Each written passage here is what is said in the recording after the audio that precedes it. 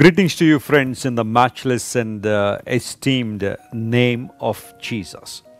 యేసుక్రీస్తు ప్రభు యొక్క నామం పేరిట మీ అందరికీ ఈ ఉదయకాల సమయంలో శుభాలు ప్రకటిస్తున్నాను.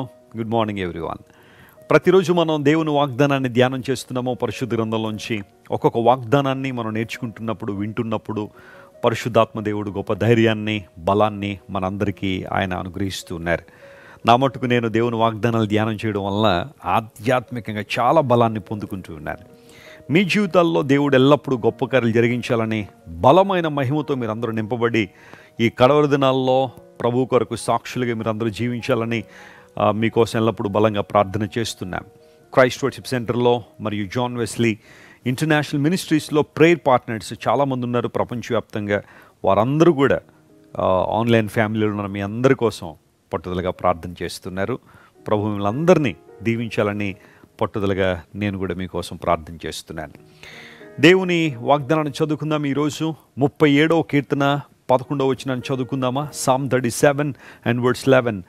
దీనులు భూమిని స్వతంత్రించుకొందురు, బహుక్షేమము కలిగి సుఖించెదరు. వావ్, బహుక్షేమము, ఆ మాట నాకు చాలా ఇష్టం. క్షేమము అనే మాట అక్కడ వాడలేదు, బహుక్షేమము అనే మాట. దీనులు భూమిని స్వతంత్రించుకుంటారు. హిబ్రూ భాషలో దీనులు అన్న చోట ఇంగ్లీష్లో మీక్ అనే పదం ఉంది, హిబ్రూలో అవ్నవ్ అనే పదం వాడారు. ఎగ్జాక్ట్గా యేసుప్రభు వారు కొండ మీద ప్రసంగంలో చెప్పిన మాట ఇదే. సాత్వికులు ధన్యులు, వారు భూలోకాన్ని స్వతంత్రించుకుంటారు. దీనులు భూమిని స్వతంత్రించుకుంటారని ఈ మాట యేసుప్రభు వారు కొండ మీద ప్రసంగంలో ఆయన తెలియజేశారు. దీనత్వం కలిగి ఉండడం, దీనులు అనే మాట హంబుల్నెస్. దీనత్వం అంటే చిరిగిపోయిన బట్టలు వేసుకోవడం, అరిగిపోయిన చెప్పులు వేసుకోవడం అని కాదు. చాలామంది అది దీనత్వం అనుకుంటారు. అమ్మ ఎంత దీనుడండి, చిరిగిపోయిన బట్టలు అరిగిపోయిన చెప్పులు వేసుకున్నాడండి, స్నానం చేసి 10 రోజులు అయిందండి, చాలా దీనుడండి అంటారు చాలామంది. అది కాదు దీనత్వం అంటే.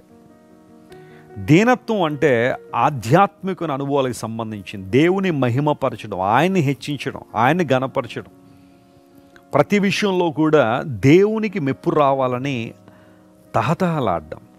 దీన మనస్సు అనే వస్త్రాన్ని ధరించుకోమన్నాడు. అంటే దేవుని వాక్యంలో కొన్నిసార్లు ఈ మాటలు మనకి ఎందుకు అలాంటి పదాలతో రాశారు అంటే, వస్త్రం ధరించుకోవడం మనందరికీ తెలిసిన విషయం కదా. ఇప్పుడు నేను వస్త్రం ధరించినప్పుడు పైకి కనబడేది అదే, ఆ వస్త్రాన్ని అందరూ చూస్తారు. దీనత్వాన్ని ధరించుకున్నప్పుడు లోకానికి దీనత్వం కనబడాలి. మన మాటల్లో దీనత్వం ఉండాలి, మన యాటిట్యూడ్లో దీనత్వం ఉండాలి, మన వైఖరిలో దీనత్వం ఉండాలి. దేవుడు అదే మాట్లాడుతున్నాడు. ప్రపంచంలో చాలామంది ఈ రోజుల్లో ఏదో ఒక విషయాన్ని బట్టి గర్వించేవాళ్ళు, తమకున్న భక్తిని బట్టి గర్వించేవాళ్ళు, లేదా తమకున్న మతాన్ని బట్టో, కులాన్ని బట్టో, జ్ఞానాన్ని బట్టో, డబ్బును బట్టో, అంతస్తును బట్టో, తమ చుట్టూ ఉన్న ప్రజానికాన్ని చూసి విపరీతమైన గర్వంతో ఊగిపోయేవాళ్ళు చాలామంది ఉంటారు. అయితే దేవుని బిడ్డలు లోకానికి మాదిరిగా, ఆదర్శంగా బ్రతకాల్సిన వారం దీనత్వాన్ని నేర్చుకోవాలి. మన ప్రభు ఎంత దీనుడు, ఆయన దీనత్వాన్ని ఎంతగా ఆయన మనకు నేర్పించారు. దీనత్వం కలిగి ఉండడంలో ఆయన ఎంత గొప్ప మాదిరి ఆయన ఉంచారో ఆలోచించేయండి. ఎప్పుడైతే సాత్వికము మరియు దీనత్వం మనలో ఉంటుందో అప్పుడు భూలోకాన్ని మనం స్వతంత్రించుకుంటాం. యేసు ప్రభు చెప్పిన మాటను అనేక మంది పాటించారు, అనేక మంది దీవెన పొందారు. నీ జీవితంలో కూడా పరిశుద్ధాత్మ దేవుని యొక్క పాదసన్నిధిలో మోకరించి అడుగు, ప్రభువా గర్వ జీవితంలో నన్ను విడుదల చేయి, అహంభావం నుంచి విడుదల చేయ ప్రభువా అని దేవుని సన్నిధిలో అడిగి దీనత్వాన్ని సంపాదించుకుంటే ఎన్నో విషయాలను స్వతంత్రించుకుంటావు. దేవుని దీవెనలు స్వతంత్రించుకుంటావు, దేవుని ఆశీర్వాదాలు స్వతంత్రించుకుంటావు. అంత మాత్రమే కాకుండా అలాంటి వారట బహుక్షేమము కలిగి సుఖించెదరు. సుఖించుట అనే మాటను ఇంగ్లీష్లో డిలైట్ అనే పదం, అంటే ఆనందించుట అనే పదం. బహుక్షేమము కలిగి వారు ఆనందిస్తారట, ఉత్సహిస్తారు, ఉల్లాసాన్ని కలిగి ఉంటారు. ఈ రోజుల్లో ఎక్కడ చూసినా క్షేమం లేదు, భద్రత లేదు, శాంతి లేదు, సంతోషం లేదు. బహుక్షేమము అనే చోట ఇంగ్లీష్లో పీస్ అనే పదం కూడా వాడారు, సమాధానము, శాంతి. మొన్న ఈ మధ్యన ఒక వ్యక్తి నన్ను కలుసుకుని, వెస్లీ గారు, దాదాపు నాకు ఒక మనిషికి ఏవేవైతే ఉండాలని ఆశిస్తారో అవన్నీ నాకు ఉన్నాయండి, కానీ శాంతి లేదండి, నిద్ర పట్టదండి, ప్రతి రాత్రి ఏదో గలిబిలి ఆందోళన, ఏమైపోతానో, ఎటుపోతానో, సంపాదించిందంతా ఏమైపోద్దన్న భయం నాలో ఉందండి, నా కోసం ప్రార్థన చేయమని మాట్లాడుతూ చెప్పాడు. ప్రపంచంలో ఎంతమంది లేరు ఇలాంటి వాళ్ళు. తమిళనాడులో ఒక స్టార్ హీరో, ఆయన పేరు తెలియని వాళ్ళు లేరు. అతను ఈ మధ్యన కూడా మాట్లాడుతూ, నేను అన్నీ సంపాదించుకున్నాను కానీ ఎందుకో శాంతి లేదు, సమాధానం లేదు నా హృదయంలో అని ఒప్పుకోక తప్పలేదు. అతను మాత్రమే కాదు, ప్రపంచంలో ఇంకా ఎంతో ఘనత సాధించిన వారు శాంతి సమాధానాల కోసం వెంపర్లాడారు. ఈరోజు దీనత్వాన్ని మనం కలిగి ఉంటే ప్రభువు మనకు బహుక్షేమాన్ని ఇచ్చేవాడు. ఆయన నీకు క్షేమాన్ని, శాంతినిచ్చే శాంతి ప్రదాత ఆయన. ఆయన్ను అంగీకరించిన ఏ ఒక్కరిని దేవుడు విడిచిపెట్టలేదు. డబ్బు ఇవ్వలేని ఆనందం, హోదాలు ఇవ్వలేని సంతోషం, లోక సంబంధం అనుభవాలు ఇవ్వలేని ఆనందం యేసు ప్రభులో మాత్రమే నీకు నాకు సొంతం. ఆమేన్. ఆయన వైపు చూద్దామా, దీనత్వాన్ని కలిగి ఉందామా, గర్వ జీవితాన్ని వదిలిపెడదాం, దీనులుగా బ్రతుకుదాం, ఆధ్యాత్మికమైన దీవెనలు స్వతంత్రించుకుందాం, బహుక్షేమాన్ని కలిగి అన్ని విషయాల్లో ఆనందిద్దాం. కళ్ళు మూసుకోండి, చిన్న ప్రార్థన.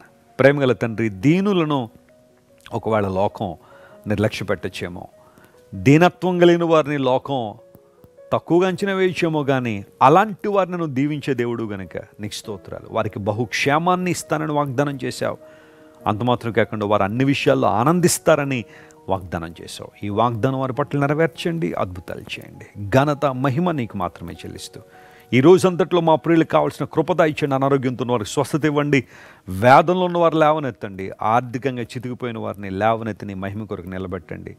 రకరకాల సమస్యల చేత పీడించబడుతున్న వారిని విడుదల చేసి నూతన శక్తితో ప్రతి ఒక్కరిని నింపండి. యేసుక్రీస్తు నామం పేరిట అడిగి వేడుకొనిచున్నాం తండ్రి. Amen. God bless you friends. Christ worship centre ఓ బలమైన సంఘ ఉద్యమం. కొన్ని సంవత్సరాల క్రితం కేవలం 2 ప్రారంభించబడిన పరిచర్య నేడు ప్రపంచవ్యాప్తంగా లక్షలాది మందిని ప్రభావితం చేయుచున్నది.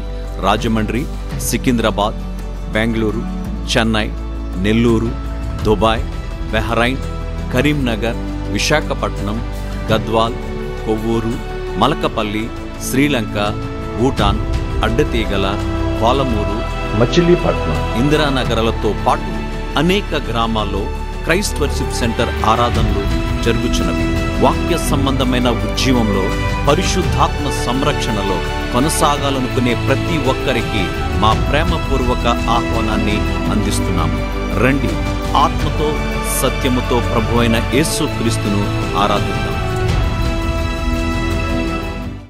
మీరు ఇంతవరకు విన్న దైవ సందేశం మరియు దేవుని సేవకులు చేసిన ప్రార్థన మీకు ఆశీర్వాదకరముగా ఉన్నదని విశ్వసించుచున్నాము.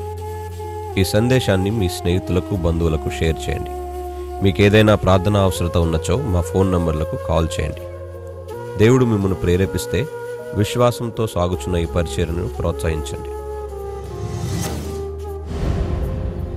మరిన్ని వర్తమానాలు, పాటలు వినుటకు జాన్ వెస్లీ మినిస్ట్రీస్ అను మా యూట్యూబ్ ఛానల్ను సబ్స్క్రైబ్ చేసుకొనండి.